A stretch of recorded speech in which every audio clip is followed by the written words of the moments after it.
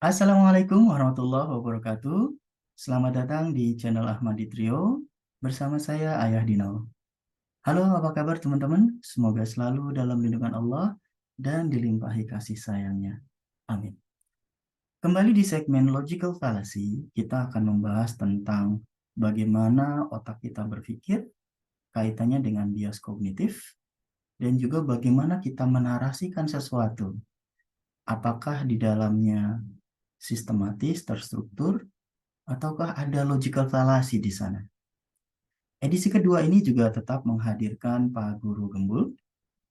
Beliau kemarin disomasi oleh sejumlah orang melalui petisi online di change.org dan juga diberitakan di media. Yang dibahas terkait pendidikan, berkaitan dengan statement Pak Guru pada beberapa hal. Beliau menyampaikan bahwa mutu pendidikan kita itu buruk, guru dibayar rendah, yang itu disebabkan karena guru dianggap tidak kompeten, dan inkompetensi guru tadi disebabkan oleh penyelenggara pendidikan yang tidak memberi bekal atau pelatihan yang memadai. Dan ini kembali berdampak pada mutu pendidikan itu sendiri. Oke, apakah statement Pak Guru tadi valid? Apakah mengandung bias kognitif? Apakah mengandung logical fallacy? Apakah Pak Guru King of Cognitive Bias and Logical Fallacy? Ayo kita bedah. Kita mulai dari yang pertama, dari basic konsep tentang bias kognitif dan logical fallacy. Secara definisi, bias kognitif adalah kecenderungan yang sistematis menuju pola-pola tertentu yang sejatinya adalah ketidakrasionalan pada saat memproses atau menginterpretasi sesuatu. Sedangkan logical fallacy adalah narasi atau argumen yang dibangun untuk mempertahankan hipotesis awal, padahal sejatinya di dalamnya ada gagal nalar atau logical fallacy. Jadi, jika disederhanakan, bias kognitif adalah bagaimana otak kita menginterpretasi data, sedangkan logical fallacy adalah bagaimana kita menarasikannya, membentuk atau menyusun argumen. Saya ambil dua contoh. Yang pertama, overgeneralization. Maksudnya adalah kecenderungan orang untuk buru-buru sampai pada konklusi atau kesimpulan, padahal hanya memiliki data yang terbatas. Dalam sejumlah case, bias kognitif tadi dinarasikan orang dalam bentuk slippery slope. Analoginya seperti bola salju. Slippery slope mendasarkan argumennya pada asumsi bahwa hal kecil bisa men-trigger hal lain dan membuatnya menjadi lebih besar, bahkan ekstrim. Yang kedua, Dunning-Kruger effect. Maksudnya adalah kecenderungan seseorang yang sebetulnya memiliki kemampuan, keahlian, atau pengalaman yang sedikit, tapi mengklaim dirinya punya kemampuan yang memadai. Ketidakcakapan dalam menilai diri sendiri menyebabkan seseorang bisa terjebak pada logical fallacy, circular reasoning. Narasi yang diajukan berputar-putar, tidak ada ujung. Sekarang kita lanjut ke bagian kedua tentang bias kognitif. Ada banyak sekali bias kognitif. Saya tambahkan satu poin, yaitu confirmation bias. Maksudnya adalah kecenderungan seseorang hanya mencari data yang mendukung hipotesis awalnya saja, dengan mengabaikan data atau fakta lain yang dianggap tidak relevan atau menyanggah hipotesis awalnya. Lanjut berikutnya kita ke bagian 3 tentang logical fallacy. Ada begitu banyak logical fallacy, seperti yang tadi kita sebut, slippery slope dan circular reasoning. Saya tambahkan di sini ada dua logical fallacy yang lain, yaitu non sequitur, dan ad nauseam. Non sequitur artinya mengajukan kesimpulan yang tidak terhubung secara logis dengan premis atau argumen yang diberikan sebelumnya. Sementara ad nauseam adalah mengulang-ulang argumentasi yang sama tanpa memberikan argumentasi atau bukti yang cukup atau memadai. Selanjutnya kita hubungkan dengan bagaimana cara otak kita bekerja. Mengapa otak manusia mudah dipengaruhi atau dimanipulasi? Tentu saja ada banyak hal mengapa otak manusia mudah dipengaruhi atau dimanipulasi. Saya menyuguhkan dua teori. Yang pertama, teori gunung es. Teori ini menyebut bahwa otak sadar atau otak kritis manusia itu hanya bekerja 10 atau 12% saja. Sisanya, pikiran kita banyak dikendalikan oleh alam bawah sadar kita, pikiran bawah sadar kita, subconscious mind kita, yang itu dipengaruhi oleh banyak faktor. Sistem kepercayaan, kondisi emosi, kebiasaan, sistem nilai yang diyakini benar, dan sebagainya. Yang kedua tentang fear and greedy, bahwa manusia pada dasarnya ingin menghindari kesengsaraan dan mengejar kebahagiaan. Sayangnya, berpikir itu tidak menyenangkan. Berpikir itu sulit. Berpikir itu harus punya konsep. Beberapa orang punya kecenderungan melompat pada kesimpulan karena dia ingin menghindari kesengsaraan dari berpikir logis. Karena tamak ingin segera sampai pada kesimpulan. Kita lanjutkan dengan bagaimana orang menyampaikan argumentasi. Secara umum ada 3 pola argumentasi. Yang pertama, kita menyampaikan hipotesis yang kita ingin sampaikan pada audiens. Yang kedua, kita memberikan batasan yang tegas untuk mempermudah audiens memahami apa yang kita paparkan dan tidak melebar kemana-mana. Dan yang terakhir, kita menyampaikan argumentasi logis untuk mempertahankan hipotesis kita di awal dengan menyampaikan premis minor atau premis pendukung atau hal-hal lain yang relevan.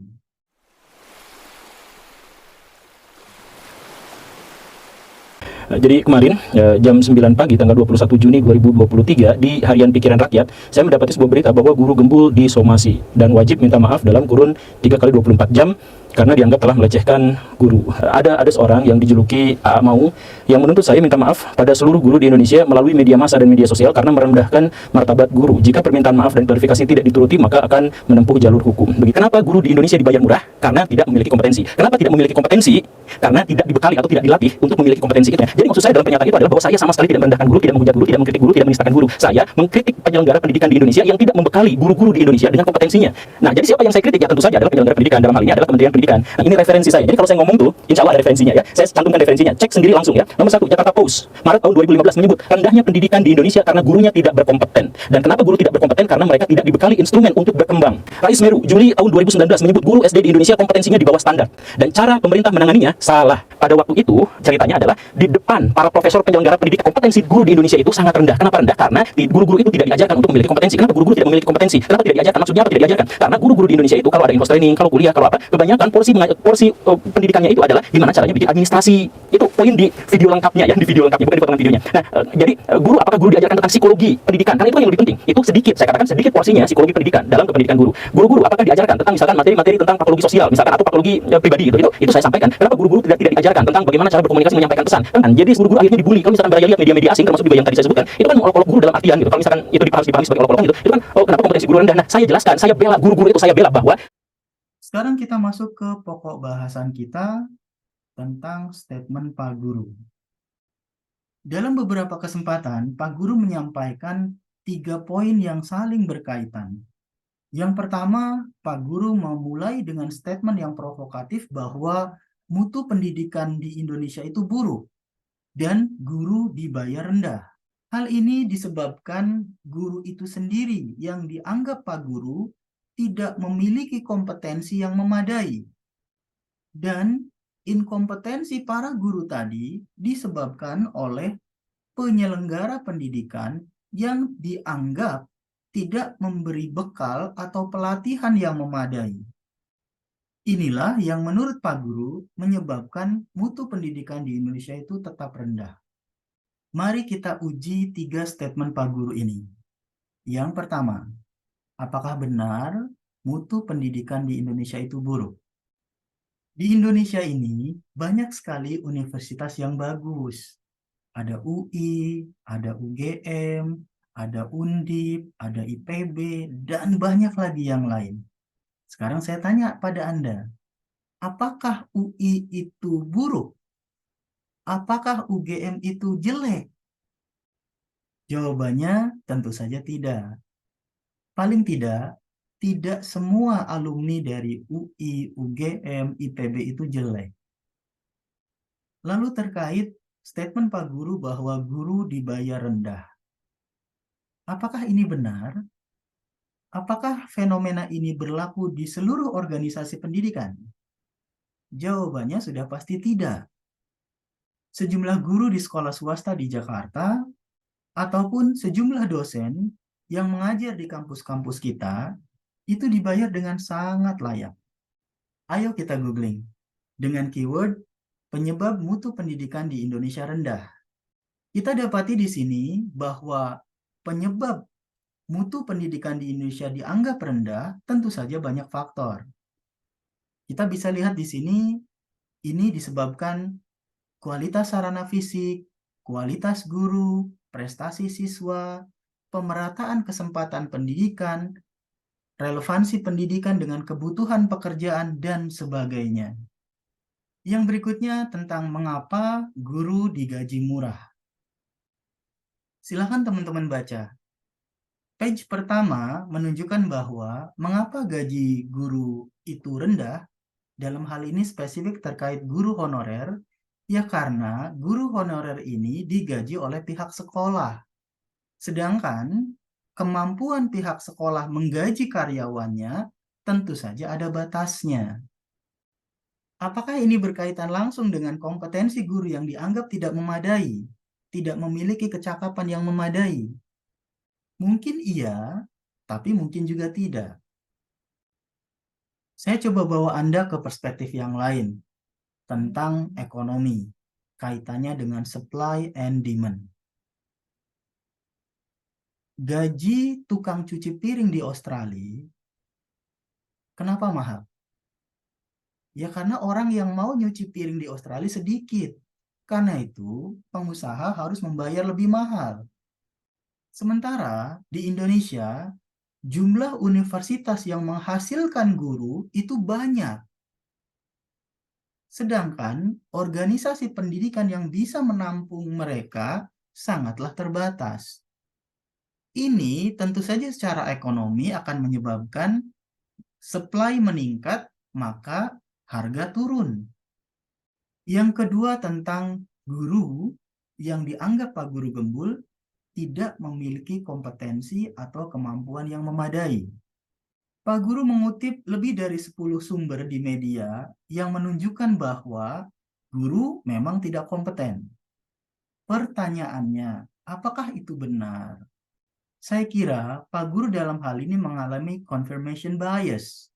Pak Guru hanya mengambil data-data yang mendukung hipotesis awalnya dengan mengabaikan data dan fakta lain yang menyanggah hipotesis tadi. Oke, kita googling lagi. Apa sih faktor yang mempengaruhi kompetensi guru? Apakah hanya bekal yang diberikan oleh penyelenggara pendidikan kepada calon guru? Teman-teman bisa lihat sendiri dari hasil search engine bahwa tentu saja ada banyak faktor mengapa kompetensi guru kita rendah. Ada disebutkan di sini etos kerja, kualifikasi pendidikan, pengalaman mengajar, beban mengajar, kesejahteraan, kegiatan musyawarah guru mata pelajaran, status kepegawaian, dan sarana prasarana sekolah. Yang ketiga, Pak Guru menyampaikan bahwa penyelenggara pendidikan dianggap tidak memberi bekal atau pelatihan yang memadai bagi calon guru. Apakah ini benar? Coba kita perhatikan sekeliling kita. Penyelenggara pendidikan tidak hanya dikelola oleh pemerintah, tapi juga swasta. Bekerja sama dengan pihak lain, seperti orang tua, siswa itu sendiri, atau dunia bisnis. Jadi, menyimpulkan bahwa guru tidak kompeten hanya karena penyelenggara pendidikan jelas tidak relevan, karena ada faktor-faktor yang lain. Dalam narasi yang disampaikan Pak Guru tadi, jelas sekali terlihat bahwa ada bias kognitif dan juga logical fallacy dalam menarasikan konsep atau hipotesisnya. Saya melecehkan guru gimana? Sebenarnya kan saya juga sebenarnya guru. Jadi kalau saya melecehkan guru seperti melecehkan diri saya sendiri. Kan saya guru, jadi mustahil saya menghina profesi guru, yang berarti juga menghina saya sendiri. Uniknya adalah yang saya kritik adalah Kementerian Pendidikan dalam hal ini, penyelenggara pendidikan. Tapi Kementerian Pendidikan justru malah baik-baik saja sama saya. Dalam seminggu ini, ya dalam minggu ini, jadwal saya adalah saya bolak-balik datang Bandung Jakarta untuk acara-acara Kementerian Pendidikan. Kemarin misalkan ada pelatihan BIMTEK untuk guru-guru se-Indonesia, itu diantaranya adalah Kominfo dan Kementerian Pendidikan itu kolaborasi. Diantaranya adalah saya ada di situ sebagai instruktur atau sebagai pembicara di sana. Terus saya kalau kritik itu langsung pada orangnya. Sebelumnya saya pernah langsung berbicara dengan rektor yang menangani masalah pendidikan di Indonesia, dan beliau diam-diam saja, baik-baik saja, biasa-biasa saja. Kemudian saya katakan juga di situ, itu saya dihadapin pada profesor yang langsung, dan mereka diam-diam saja, tidak jadi masalah. Saya nggak tahu ke belakangnya bagaimana, tapi pada waktu itu mereka baik-baik saja, tidak ada komplain, tidak ada apapun di situ. Pada waktu kalau kompetensi guru memang rendah dan dianggap rendah, saya akui itu memang rendah karena banyak datanya, banyak kriteria yang memang masuk ke situ. Selanjutnya kita kritisi dua statement Pak Guru. Yang pertama, saya itu guru, tidak mungkin saya menghina guru. Oke, saya gunakan kalimat yang sama tapi dengan analogi. Saya itu karyawan, jadi saya tidak mungkin menghina karyawan. Anda bisa terima tidak? Ya tentu saja tidak. Karena kenyataannya, seorang karyawan bisa saja menghina karyawan yang lain, bahkan melakukan tindak kriminal atau pidana. Yang kedua, saya mengkritik langsung pejabat bidang pendidikan. Mereka tidak protes. Saya diundang sebagai pemateri di Kemendikbud. Apakah ada kaitan antara mengkritik dan tidak protes? Jawabannya bisa iya, bisa tidak. Seseorang yang dikritik memiliki beragam option untuk merespon. Bisa secara frontal menyampaikan pembelaan, bisa juga hanya diam atau pergi. Apakah itu berarti kalau tidak protes berarti yang menyampaikannya itu benar, yang mengkritiknya itu benar? Ya tentu saja tidak. Tidak ada korelasinya. Saya akan mengakhiri tema ini dengan menyampaikan terkait SNI ISO 21001 tahun 2018 tentang Sistem Manajemen Organisasi Pendidikan. Kebetulan di tempat saya bekerja, saya mendapatkan peran sebagai pengelola quality yang berkaitan dengan sistem manajemen. Saya mendapatkan cukup banyak training terkait ISO 9001 tahun 2015 berkaitan dengan sistem manajemen mutu, lalu ISO 27001 tahun 2013 yang pada tahun 2022 lalu diperbaharui terkait sistem manajemen keamanan informasi, lalu juga ISO 37001 tahun 2016 terkait sistem manajemen anti penyuapan, dan tentu saja sebagai seorang auditor saya memiliki sertifikat ISO 19011 tahun 2018. Sedikit saya jelaskan tentang ISO 21001 tahun 2018 terkait sistem manajemen organisasi pendidikan. Chart ini menunjukkan input, proses, dan juga output. Di dalamnya terdapat konsep plan, do, check, dan juga act. ISO 21001 ini dikembangkan dari ISO 9001 2015 terkait sistem manajemen mutu. Sebuah organisasi pendidikan dianggap bermutu jika telah memenuhi seluruh kriteria yang ada di klausul ini. Sedikit saya jelaskan terkait klausul 4 konteks organisasi, di mana organisasi pendidikan harus mengidentifikasi isu internal dan eksternal yang berpengaruh pada organisasi. Dari risiko-risiko tadi, organisasi memetakan berdasarkan frekuensi atau seberapa sering risiko itu terjadi dan juga dampaknya pada kelangsungan organisasi. Dari peta risiko tadi, organisasi bisa menetapkan risiko mana yang perlu dikendalikan dengan cara membuat prosedur atau instruksi kerja atau dokumen mutu yang lain untuk memastikan risiko tadi tidak terjadi atau berkurang frekuensinya atau berkurang dampaknya. Di sini juga ISO 21001 mewajibkan organisasi pendidikan menetapkan kebijakan mutu atau policy serta menuangkan atau menetapkan sasaran mutu atau quality objektifnya. Selain itu, ISO juga mewajibkan organisasi menetapkan pengelolaan sumber daya, baik sarana prasarana atau sumber daya manusianya. Dalam hal ini termasuk terkait kompetensi pada klausul 7.2. Pada klausul 8, organisasi diwajibkan menetapkan perencanaan dan pengendalian operasinya. Lalu pada 8.2 terkait persyaratan produk dan jasa, 8.3 terkait desain dari produk dan jasa yang ditawarkan, 8.4 terkait vendor yang bekerja sama dengan organisasi pendidikan tadi, 8.5 terkait proses penyampaian produk dan jasa tadi. Pada klausul 86, organisasi juga wajib menetapkan aturan tentang serah terima produk dan jasa. Lalu pada klausul 8.7, terhadap potensi non-conformity atau ketidaksesuaian, maka organisasi juga wajib melakukan pengendalian. Selanjutnya pada klausul 9.1 mewajibkan organisasi melakukan pemantauan, pengukuran, analisis, dan evaluasi. 9.2 terkait audit internal, 9.3 terkait tinjauan manajemen. Lalu pada klausul 10.1 mengenai ketidaksesuaian atau non-conformity dan tindak lanjut korektifnya atau corrective actionnya. Lalu 10.2 terkait peningkatan berkelanjutan atau continual improvement, dan 10.3 terkait peluang peningkatan. Jadi, sebuah organisasi pendidikan bisa dikategorikan bermutu jika telah memenuhi seluruh kriteria tadi. Tentu saja idealnya organisasi pendidikan tersebut telah tersertifikasi dari lembaga sertifikasi. Sebagian kita terjebak pada false dichotomy. Kalau tidak suka Pak Guru, berarti benci Pak Guru. Seolah-olah tidak ada opsi yang lain. Nah, di sini saya ingin menyampaikan apresiasi saya pada narasi-narasi Pak Guru yang mencerahkan serta upaya-upaya beliau di bidang pendidikan.